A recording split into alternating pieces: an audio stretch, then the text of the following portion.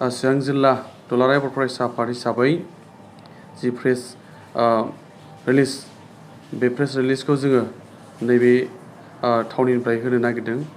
जि जाथाय जानाय एबा दुलाराय बर' फरायसा आफादखौ कास्टम बसुमतारिया दुलाराय बर' फरायसा आफादखौ आरो दुलाराय बर' फरायसा आफादनि आफादगिरि मानगोनां दिपेन बर' सारखौ जि मुं सुनाय, बे मुं सुनायनिफ्राय बिथाङा गोजानाव थानांगौ। दा बेखौ नोजोर बोनानै जों नैबे प्रेस रिलिजखौ होनो सिगांदों। बिथाङा सिगां समाव जोंनि दुलाराय बर' फरायसा आफाद दुलाराय बर' फरायसा आफादाव थानानैनो जाथिनि थाखाय गोबां गिदिर गिदिर खोथा बुंलांबाय। बिथाङा दिनैहाय माबा जाहोननि थाखाय जोंनि दुलाराय बर' फरायसा आफादनिफ्राय ओंखारनानै दिनैहाय नांगोल एबा BPF हान्जायाव एबा BPF जि राजखान्थि दोलो, बे राजखान्थि दोलोआव बिथाङा जगदान खालामहैबाय। जोङो बेखौ जेबो सानाखैमोन बिथाङा जि राजनिति खालामो एबा खालामा बेनि खोथा।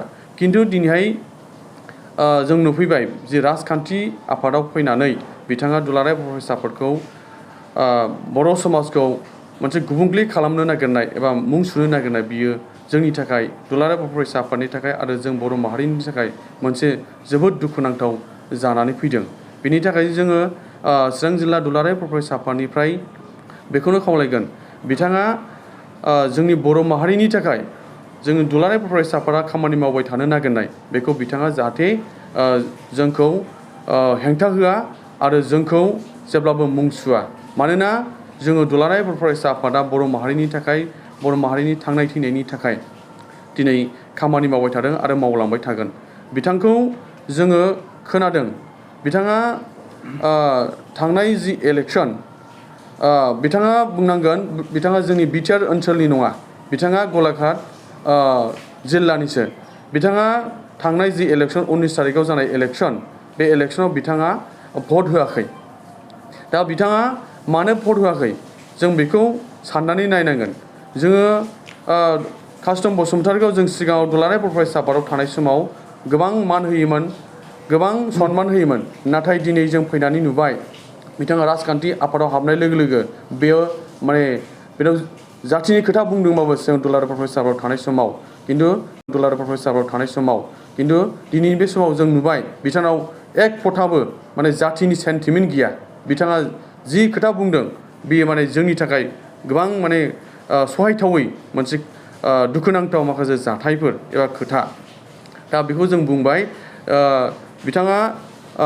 बिथांखौ बुंनांगोन बिथाङा दुलाराय बर' फरायसा आफादनिफ्राय मानो जानगारलांखो एबा दुलाराय बर' फरायसा आफादनिफ्राय मानो ओंखारनानै गुबुन आफादाव थांनो गोनां जाखो। निस्सय बाहाय माबा मोनसे सिङाव थाखोमानाय जाथायफोर दङ, जों बेफोरखौ मिथियो।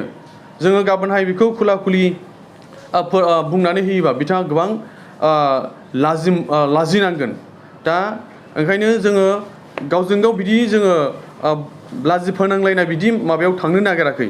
दा जोङो खावलायदोंल' बिथाङा जाहाथे दुलाराय बर' फरायसा आफादनि आफादगिरि दिपेन बर' सारखौ जाहाथे मुं सुआ, हारिनि थाखाय मोनसेबो हेंथा खोथा बुङा, जों बेखौ खावलायदों।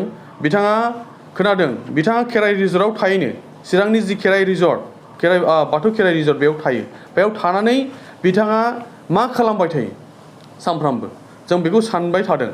बिथाङा बेबादि खेराइ रिजर्टआव थानानै एबा बायदिसिना ससियेल एक्टिभिटिस, बे एक्टिभिटिसखौ बिथाङा खालामबाय थायो, जों बेखौ खोनादों। बिथाङा बेफोरनिफ्रायबो गोजानाव थानांगोन। बेफोरनिफ्राय माबा मोनसे बार बारनानै एबा बेफोरनिफ्राय माबा मोनसे खोथा मोननानै जोंनि समाजाव गुबुंले बारहावा सोदों नामा सोरनिबा खोथा मोननानै। दा बिथाङा बेफोरखौ जुदि सानदोंबा एबा समाजाव गाज्रि खोथा बुंनो सानदोंबा बेफोरखौ जोङो सहायनानै थानाय नङा। जोङो बिथांनि हेंथायै जोङो गोख्रों राहा लागोन। जोङो दुलाराय बर' फरायसा आफादा हारिनि मोनसे खामानि मावग्रा मोनसे आफाद। जों बाहाय चिरां जिल्ला दुलाराय बर' फरायसा आफादा जोङो रावनिबो हेंथायै एबा बर' माहारिनि, बर' जाथिनि हेंथायै जों खोथा बुंनाय नङा। सोरबा कास्टम बसुमतारियानो जा, सोरबा गुबुन सुबुङानो जा, जोंनि बर' माहारिनि थाखाय जेबो हेंथा खोथा बुङा, जाहाथे जों बेखौ गोख्रों रावै खावलायबाय। आरो बिथाङा जिबादि जोङो सिगाङाव खोनाबाय थादोंमोन बिथाङा BPF दोलोआव थानानै BPFनि जि खामानि मावबाय थादों बे खामानि मावनाया बिनि खामानि मावनाया गोबां गुलुं गुजुं जों बेखौ खोनाबाय थादों। मानो बेबादि जादों? बिथाङा राजखान्थि आफादाव हाबनानै थानानै मोजां खामानि माव जों बेखौबो लुबैदों, खिन्थु अबेबा राजखान्थि आफादाव थानानै गुलुं गुजुं जानाय जोंनि दुलाराय बर' हिसाबखौ आफादखौ बखिनाय बेबादिया सोलिनाय नङा। बे मोनसे जोंनि जाथियाव गुलुं गुजुं थासारिया सोमजिगोन। बिथांखौ जों मिथियो, बिथाङा जातीय परिषदआव दंमोन सिगाङाव। दा बेनिफ्राय मानो ओंखारबोनानै BPF दोलोआव जगदान होफैखो?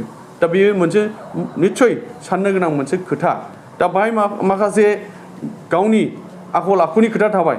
दा बे आखल आखुखौ जों बुंनो सानासै, जाहाथे बिथाङा उनावहाय मोजाङै जौगालांनो हायो, मोजाङै खामानि मावलांनो हायो, जोंनि हादरनि थाखाय, जोंनि हारिनि थाखाय जोङो बेखौ आसा खालामो।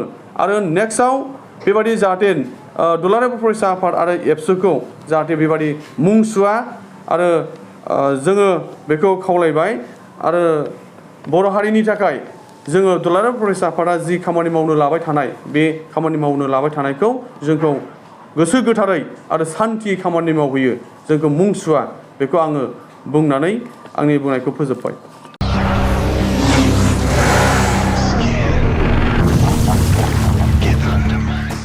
गोजोनथाव खौरां! सेरफांगुरि बाजाज श'रुमा बाजाज बाइक सालायनानै मोजां मोनग्रा रायजो राजाफोरनि थाखाय गोजोनथाव खौरां लानानै फैदों। सेरफांगुरि बाजाज श'रुमा ईद एन्ड बिहु दामाका अफार होगासिनो दं। क'क्राझार जिल्ला सेरफांगुरियाव थानाय फुंखा इन्टारप्राइज बाजाज श'रुमा 22 मार्चनिफ्राय 30 एप्रिलसिम ईद एन्ड बिहु दामाका अफार आरो एक्सेन्सनि खाबुफोर होगासिनो दं।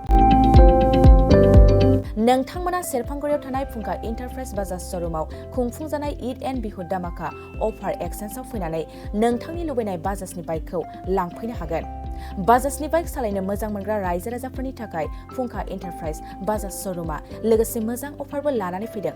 बेफोरनो जाबाय helmet free, 5 litre petrol free, case होनानै बाइक बायगिरिफोरनो 1000 रां केसबेक हरफिननाय जागोन। आरोबाव लोगोसे मोनसे गोजोनथाव खौरां, 500 रां होग्रोनानै गोसोबादि बाइकखौ आवग्रिना दोननो हागोन आरो गासै गारिजों लोगोसे मोनफा एसर गिफ्ट हरनाय जागोन।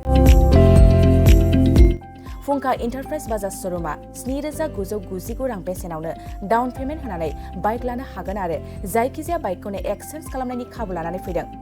आबुङै मिथिनो थाखाय 6003817191 7002240725 आरो 9101547892 बे जानबुं नाम्बाराव खौरां लाहरनो हागोन।